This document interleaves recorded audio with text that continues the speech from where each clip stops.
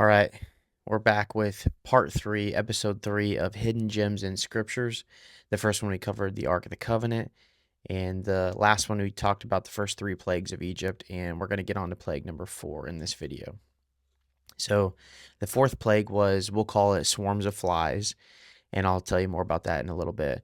But what's interesting about this plague is that there's a new detail about the Israelites. It says that Goshen was the region in Egypt where the Israelites lived, and that Goshen specifically would be distinct from the rest of Egypt and not be affected by this plague. And this is so that people would know that God is not just attacking Egypt at random, but he's actually for the Israelites and wanting them to be free, to be set free. It doesn't specifically or explicitly say that the first 3 plagues, whether or not they affected Israel or it kind of just lumped them into it. Some speculate that they were affected by the first 3, some speculate that they weren't. We don't know for sure. But this one specifically says that the Israelites would not be affected by these swarms. And so God tells them that a heavy swarm of bugs are coming. Now, it can be annoying when you've got a couple flies buzzing around your head and but I can't even imagine swarms of insects and bugs and things like that. And so in Exodus 8 and verse 24, it talks about how there will be a heavy swarm of flies that come into the house of Pharaoh, into the servants' houses, and into the land, and that all would be laid waste because of these flies. And so why is this so significant? Well, their god Khepri was usually depicted as a scarab beetle, but not just some random beetle god. He stood for the daily rebirth of the sun and renewal of life. And they actually believed that Khepri remade the sun every morning and saw what he did as a sort of life generating pattern to their world and to what they knew. So when Egypt gets invaded by these bugs and flies, and possibly other biting insects, which is another thing to take into consideration real quick, which I want to get to. This phrase in the Bible, it says swarms of flies, and that's the English. But the problem is that's all one word in the Hebrew. And so I'll put the different words up here on the screen, but the word swarms of flies in the Hebrew, it means a diverse group of insects. Could also include mosquitoes, biting insects, and even stinging insects.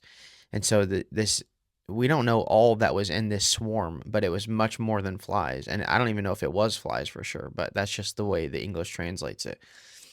The word fly in Hebrew is a totally different word. You can see that in Ecclesiastes 10:1, and I'll put that up there too. So Khepri brings this life-generating pattern to their days, but the swarms of these insects actually bring the opposite, showing that Khepri isn't in control of creation or its boundaries, but actually the one true God, Yahweh, is. And so Khepri supposedly brings life, but this plague brought death and destruction and is totally, it just undercuts Khepri here. And so God uses the same imagery that they saw, the Egyptians saw as life bringing, to bring judgment on them. And so now we get on to plague number 5. This was a heavy plague of pestilence brought onto the livestock, the horses, the donkeys, the camels, the herds, and the flocks.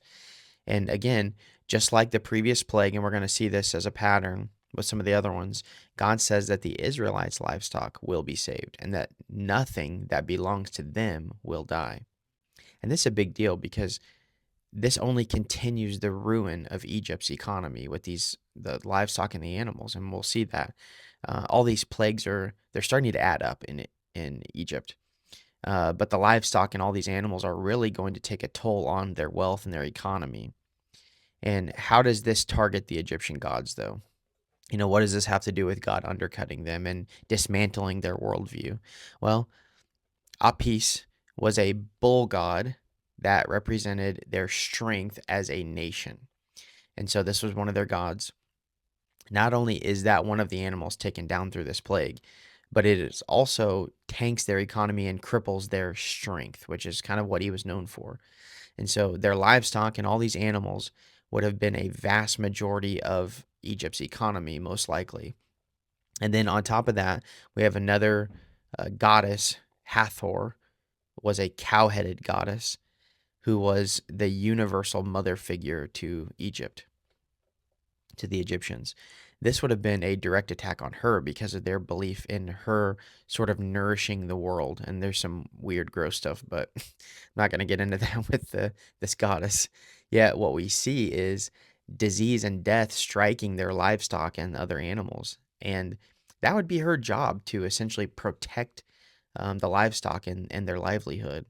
And so it just is a direct attack on this god as well. And so then we get to plague number 6. And Pharaoh's heart was hardened from the last plague, but it didn't really show that he was all that much fazed by it. So God sends the next plague with no warning. God tells Moses and Aaron to take some handfuls of soot from a kiln and to toss it toward the sky in the sight of Pharaoh so that he can see it. Then there will be a fine dust that covers all the land of Egypt, and it'll become boils on all the people and all the animals. And so they do it. And Egypt's magicians, who usually tried to replicate these plagues and sort of show that they could do something similar, couldn't even stand before Moses and Aaron because of the boils that they had on their skin. And so, how is this an attack on their gods? Well, the first one would be Sekhmet. It was a lioness headed goddess of war and healing. And she sent plagues and also cured them if they were sent onto their people. And so the key here with her is that the desert wind was sort of representative of her presence, I guess. And so the fact that this dust falls and covers all the land would have been directly attacking her or pointing right toward her as a goddess. And so this dust falls sort of like the desert wind. We would bring in sand. And so again, all these plagues, God challenges each of their gods and specifically their domains, like their area of control. And then another targeted god here is Imhotep. And this was the medicine god who they believed could treat over 200 plus diseases that they knew of. And so they had healing centers designated to this god Imhotep, and yet no remedies worked on these boils, and their magicians couldn't even stand before Moses and Aaron, like I mentioned. And so then there's a third god targeted here with this plague number 6, and this god is Isis, and she is the goddess of healing, magic, and protection. Some of these kind of overlap a little bit, some of what they're known for. But here's the fascinating thing about Isis, and it's really interesting. In one of Egypt's ancient myths, when Horus, the sky or warrior god, one time as a boy was stung by scorpions and had a fiery like skin reaction, inflammation, festering sores all over his body. Isis actually heals Horus's skin sores. And so her magic, however, against the boils sent by God was completely useless. And so we're getting kind of long in this video, so I will pick up in the next video. So stay tuned for the next one.